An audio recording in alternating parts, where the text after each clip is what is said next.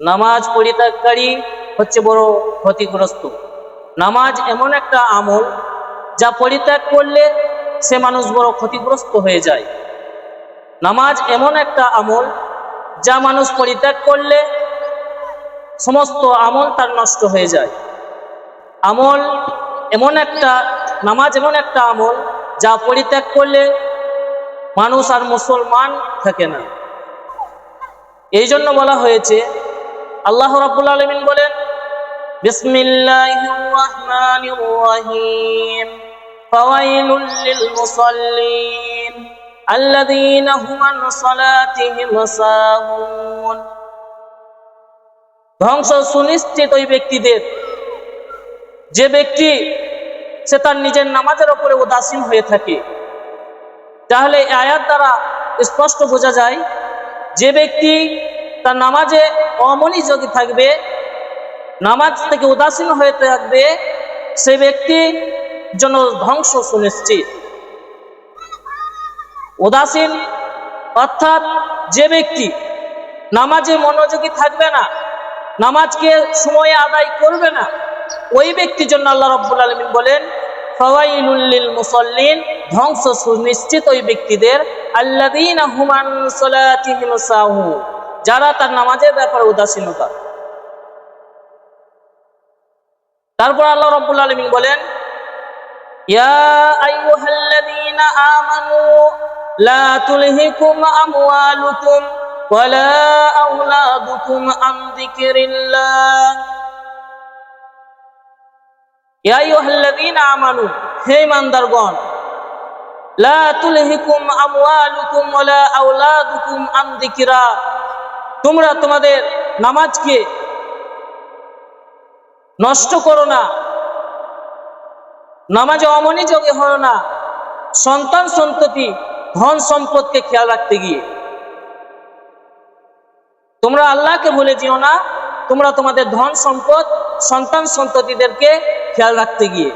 এই আয়াত দ্বারা বুঝতে পারলাম আল্লাহ রাব্বুল আলামিন আমাদেরকে সাবধান করছেন, ইয়া আইয়ুহাল্লাযীনা আমানু লা তুলহিকুম আমওয়ালুকুম, তোমরা তোমাদের আমলকে নষ্ট করিও না, ওয়ালা আওলাদুকুম, তোমাদের সন্তানদের খেয়াল রাখতে গিয়ে। তাহলে আয়াত দ্বারা সুস্পষ্ট বোঝা যায়, আল্লাহ রাব্বুল আলামিন বললেন সন্তানের কথা, ধন সম্পদের কথা। অনেক মুমিন নারী আছে যারা তাদের সন্তানকে লালন পালন করতে গিয়ে নামাজকে কাজা করে দেয়, নামাজে অমনোযোগী হয়ে যায়। অনেক মুমিন নারীরা তার নিজেদের সন্তানদের উপরে খেয়াল রাখতে গিয়ে নামাজকে নষ্ট করে দেয়। অনেক মুমিন পুরুষরা তারা তাদের ধন সম্পদের উপরে খেয়াল রাখতে গিয়ে নিজেদের নামাজকে নষ্ট করে দেয়। অনেক পুরুষরা তাদের দুনিয়া ধন সম্পদে খেয়াল রাখতে গিয়ে নামাজে অমনোযোগী হয়ে যায়। এই জন্য আল্লাহ রাব্বুল আলামিন বললেন, ইয়া আইয়ুহাল্লাযীনা আমানু, হে ঈমানদারগণ, লা তুলহিকুম আমওয়ালুকুম ওয়ালা আওলাদুকুম আন যিকরিল্লাহ, তোমরা তোমাদের সন্তান সন্ততি ধন সম্পদের উপরে খেয়াল রাখতে গিয়ে তোমরা আল্লাহকে ভুলে যেও না, তোমাদের নামাজকে নষ্ট করে দিও না। কেননা আনাবি হুরায়রা রাদিয়াল্লাহু থেকে বর্ণিত, রাসূলুল্লাহ সাল্লাল্লাহু আলাইহি ওয়াসাল্লাম বলেন, আয়াহসাবুল আবদু ইয়াউমাল কিয়ামাতি আস-সালাত, কাল কিয়ামতের দিন আল্লাহ রাব্বুল আলামিন বান্দার কাছে সর্বপ্রথম যে হিসাবটি নেবেন, সেই হিসাবটি হচ্ছে আস-সালাত, অর্থাৎ নামাজ। ফাইন সলুহা সাইরু আমালিহি, যার আমল, নামাজের আমল সঠিক থাকবে তার সমস্ত কিছু সঠিক থাকবে। আইন ফাসাদা সাইরু আমালিহি, যার নামাজের কোনো আমল থাকবে না তার সমস্ত আমল বরবাদ হয়ে যাবে, সমস্ত আমল নষ্ট হয়ে যাবে। তাহলে এই হাদিস দ্বারা বুঝতে পারলাম যে নামাজ ছাড়া আমার আপনার জীবনে সমস্ত কর্ম জিরো, সমস্ত কর্ম ব্যর্থতা, সমস্ত আমল ব্যর্থতা।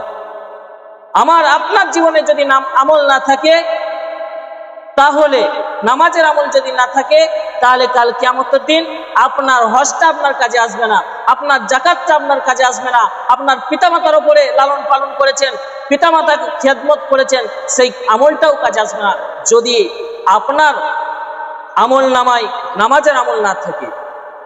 আমল ছাড়া আপনি জিরো, আমল ছাড়া আপনার কোনো আমলই কালকে কার্যকারী হবে না, কাল কিয়ামতের দিন কোনো কার্যকারী করা হবে না।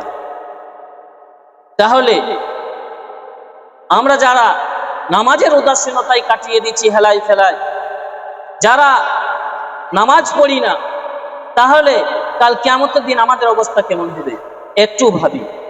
কেননা আল্লাহ রাব্বুল আলামিন বলেন, ফাওয়াইলুল লিল মুসাল্লিন আল্লাযীনা হুম আন সালাতিহিম সাহুন, ধ্বংস সুনিশ্চিত ওই ব্যক্তিদের যারা তারা নামাজে অমনোযোগী, নামাজ পড়ে যারা অথচ তারা সময়ে যারা নামাজ পড়ে না বা যাদের নামাজ অমনোযোগী হয়ে যায়, তাদের জন্য যদি ধ্বংস হয়ে থাকে, যারা আমরা নামাজ পড়ি না তাদের জন্য আমাদের কি শাস্তি আল্লাহ রাব্বুল আলামিন রেখেছেন। কাল কিয়ামতের দিন যখন আমাকে আপনাকে জাহান্নামের মধ্যে ফেলা হবে, লাঞ্ছিত করে ফেলা হবে।